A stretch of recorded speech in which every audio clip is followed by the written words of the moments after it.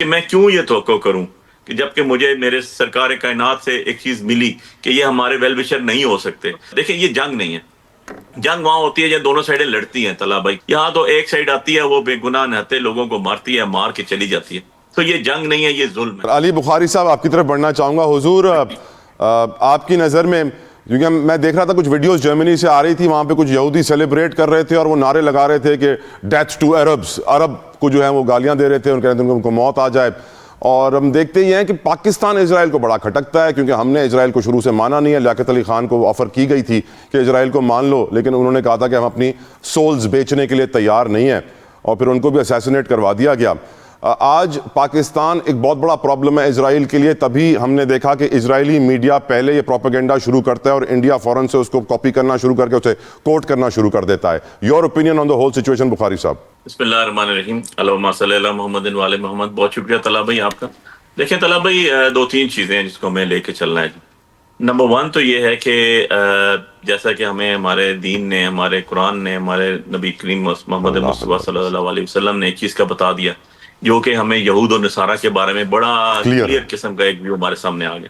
اس میں تو کوئی دوسری رائے نہیں ہے اور ہو بھی نہیں سکتی, کیونکہ وہ تو ایک پیٹنٹ ہمیں اللہ کی طرف سے ایک احکام آ چکا ہے. اب اس کے بعد ہم آ جاتے ہیں دنیاوی ڈپلومیسی, دنیاوی چیزوں کے اوپر. تو اس کے اوپر جب میں چلتا ہوں تو پھر 1947 14 اگست کے بعد جب ہم بنے, اور اس کے بعد آپ نے قائد اعظم محمد علی جناح جو ہمارے فاؤنڈر آف پاکستان ہیں, ان کے جو سینگ ہیں ہم نے ان کو فالو کرنی ہے. وہی ہماری پالیسی رہی ہے, وہی آج تک ہماری پالیسی ہے. اور جو خالی اس لیے نہیں ہے کہ وہ قائد اعظم نے ارشاد فرمایا اور ہم نے اس کو فالو کر دیا, وہ لاجیکل بیسڈ ہے, اس کے پیچھے لاجکس ہیں. اس کے اوپر جو ان کی اسپیچز آئیں, ان کی جو بات کی انہوں نے, جو جس بھی قسم کا انہوں نے اسرائیل کے حوالے سے اپنا ایک نظریہ دیا, وہ نظریہ جو ہے وہ بڑا کلیئر, بڑا ٹرانسپیرنٹ اور بیسز آن دا لاجکس ہے. سو آج وہ چیز ثابت ہو رہی ہے کہ وہ اگر کہا کہ یہ ناسور ہے اور یہ ہمارے اندر ایک یورپ کا نامولود بچہ ہے, یا جو بھی آپ جس طرح کا چیزیں لے ہیں ان کا ویسٹرن سائڈ کا, تو وہ آج پروو ہو رہا ہے. انہوں نے پچھلے 50 سالوں میں, 60 سالوں میں, 70 سالوں میں جو تباہی پھیری, میں 1 بائی 1 چلوں تاریخ کے حوالے سے. 60s کے اندر جو وارز ہوئی, 70 کے اندر, اور آپ کو پتا ہوگا کہ یہ بیت المقدس جو ہے یہ پہلے جارڈن کے پاس تھا اور اس کے بعد لیا گیا ان سے 70s میں, 60s کے جب وار کے بعد. سو یہ ساری چیزیں چلتے چلتے آج ہم یہاں تک پہنچ چکے ہیں. اور پیچھے جو 2-2.5 سالوں سے جو ظلم و جبر ہوا ہے, دیکھیں یہ جنگ نہیں ہے. جنگ وہاں ہوتی ہے جب دونوں سائڈیں لڑتی ہیں طلحہ بھائی. جہاں دونوں چیزیں لڑتی ہیں اس کو ہم جنگ کہتے ہیں. ایک بھی بھاری ہوتا ہے, ایک کم ہوتا ہے. آپ کے سولجرز فوت ہوتے ہیں, شہید ہوتے ہیں, آپ کے ایئر فورس ٹکراتی ہے, آپ کی بری بحری افواج ٹکراتی ہیں, آپ کی فوجیں لڑتی ہیں, اور پھر ایک آکوپائی کرتا ہے ایک نہیں. یہاں تو ایک سائڈ آتی ہے وہ بے گناہ نہتے لوگوں کو مارتی ہے, مار کے چلی جاتی ہے. تو یہ جنگ نہیں ہے, یہ ظلم ہے. اب بات یہ آگے کہ جو ریسنٹ واقعہ ہوا اس طرف میں آتا ہوں. یہ تھوڑی سی ہمیں ہسٹری دیکھنی اور سمجھنی بڑی ضروری ہے کہ میں کیوں یہ توقع کروں کہ جبکہ مجھے میرے سرکار کائنات سے ایک چیز ملی کہ یہ ہمارے ویل وشر نہیں ہو سکتے. تو یہ کیسے میں اس چیز کو ایک ڈسکشن میں لے آؤں کہ یہ ہمارے ویل وشر ہیں, یا ہم نے ان کے ساتھ کیسے ڈیل کرنی ہے. ہمارے پاس ڈیل کرنے کے لیے آپشن ہی کوئی نہیں ہے. اور ہم نے جو اگر ڈپلومیٹیکلی بھی ان کو ڈیل کرنا ہے تو وہ ایک ٹیریٹری کی لڑائی چل رہی ہے, جو ایک فیتھ کے ساتھ چل رہی ہے, ایک مذہب کے ساتھ چل رہی ہے. اس کو ہم کبھی بھی ڈینائی نہیں کر سکتے, اس کو ہم کبھی بھی اس کے لیے ٹالرنس لیول نہیں رکھ سکتے. ہم ان کو نہیں تسلیم کرتے, اور یہ ہمارا ایک سٹانس جو ہے وہ آج بالکل اپنی لاجکس کے اوپر اپنے دین کے مطابق کھڑا ہوا. اب آ جاتے ہیں جو آسٹریلیا میں واقعہ ہوا.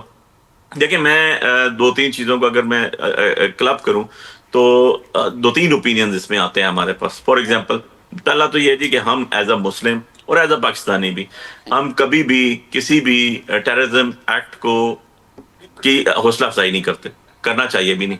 جہاں کہیں بھی ٹیررسٹ ایکٹ ہے ہم اس کو کنڈیم کرتے ہیں. جو ہمارا پاکستان کا سٹانس آیا ہے اس کے اوپر وہ بھی یہی آیا ہے کہ ہم کبھی بھی نہیں چاہتے کہ نہتے لوگوں کو جو ہے وہ قتل عام کر دیا جائے, ان کو مارا جائے.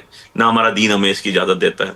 دوسری چیز آ جاتی ہے آپ کی کہ وہاں پر جو واقعہ ہوا اس میں ہمارا انوالو ہونا, یا جیسے انڈین میڈیا نے کیا یا جیسے اخوانی میڈیا نے کیا.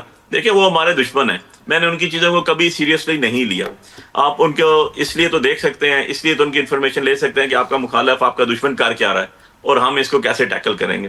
سیریس لسٹ ہمیں اس کو لینی نہیں چاہیے. وہ ہمیں کب انہوں نے اچھا کہا, 1947 ٹو آن ورڈ, آج 2025 آ چکے ہیں, دسمبر کے مہینے میں ہم بیٹھے ہیں. مجھے تو ایک دفعہ بھی نہیں پتا چلا کہ کبھی انہوں نے جو ہے ہمیں اپریشیٹ کیا ہو کسی چیز پہ. وہ ہیں ہی ہمارے دشمن، ازل سے دشمن چلے آ رہے ہیں، جب سے ہم بنے ہیں تب سے دشمن چلے آ رہے ہیں، تو انہوں نے تو دشمنی ہی کرنی ہے. سو تیسری چیز یہ آ گئی ہے کہ جیسے ان کا اللہ کی طرف سے ایک چیز آئی کہ وہ بے نقاب ہوئے، ان کو یہ جو بچانے والا تھا وہ بھی ایک مسلم آیا. میں نے جو یہ نیوز رات کو سنی نا، میں آپ کو طلحہ بھائی میں آنیسٹلی بتاؤں، اپنے اندر کی آواز آپ کو بتاتا ہوں کہ میں نے کیا یار یہ اگر تو ہوا گورا، اس ٹائم تو نہیں پتا چل رہا تھا کہ کیا ہوا، تو یہ کہیں گے وہ ذہنی مریض ہے.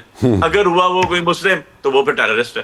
ٹھیک ہے، یہ چیزیں تو ہم نے جہاں کہیں بھی ایسا واقعہ ہوا تو ہم نے ایسا ہی دیکھا. وہ امریکہ میں ہوتا ہے نا، ہر سال 300-400 اسکول میں گولیاں چل جاتی ہیں، 300-400 مرتبہ. وہ کہتے ہیں ذہنی مریض ہے. ہاں صحیح کہہ رہے ہیں. جب بھی کوئی گورا کرتا ہے تو وہ ذہنی مریض ہوتا ہے، جب بھی کوئی مسلم کرتا ہے کسی بھی ملک سے تو اسلاموفوبیا ہوتا ہے. یار ہم نے تو نیوزی لینڈ میں بھی دیکھا کہ ہماری مسجدوں میں گھس کے اگلوں نے مارا. یار بالکل ٹھیک سر، مجھے اجازت دیں، میں سندیلا صاحب کی طرف بڑھوں، کافی صبر کا مظاہرہ کر رہے ہیں. سندیلا صاحب، آپ کا اوپینین اس پورے انسیڈنٹ کے اوپر؟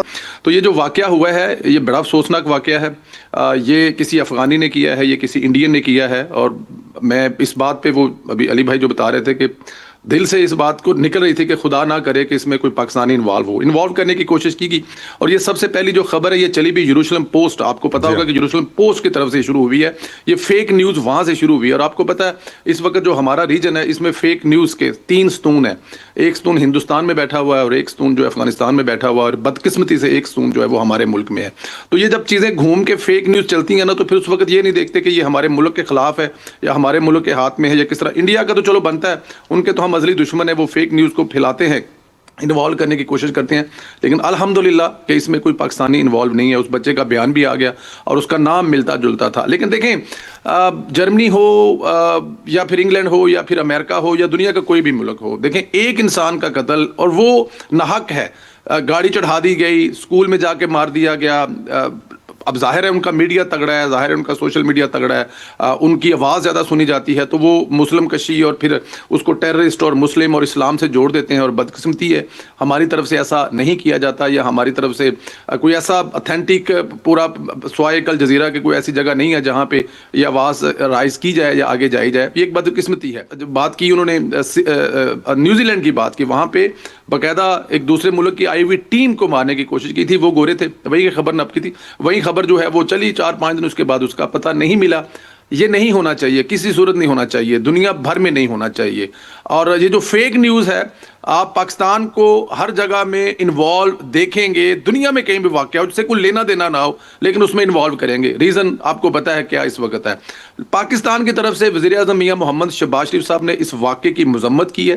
اور کل جب یہ فیک نیوز پاکستان کے خلاف پھیلانے کی کوشش کی گئی ہے، حکومت پاکستان انفارمیشن منسٹری کی طرف سے بڑے اسٹرانگ طریقے سے، اور پاکستان کے وہ جو محب وطن شہری ہیں، جو سوشل میڈیا ایکٹیوسٹ ہیں، انہوں نے مقابلہ کیا ہے اور صرف آدھے 1.5-2 گھنٹے کے اندر اس جو فیک نیوز تھی اس کو اڑا کے رکھ دیا ہے. لیکن میں ابھی تک انتظار کر رہا ہوں کہ مسلم امہ کے لیڈر کے ٹویٹر ہینڈل سے شاید اس قسم کی کوئی مذمت یا کوئی ایسی چیز آ جائے، لیکن ابھی تک مجھے وہ نظر نہیں آئی.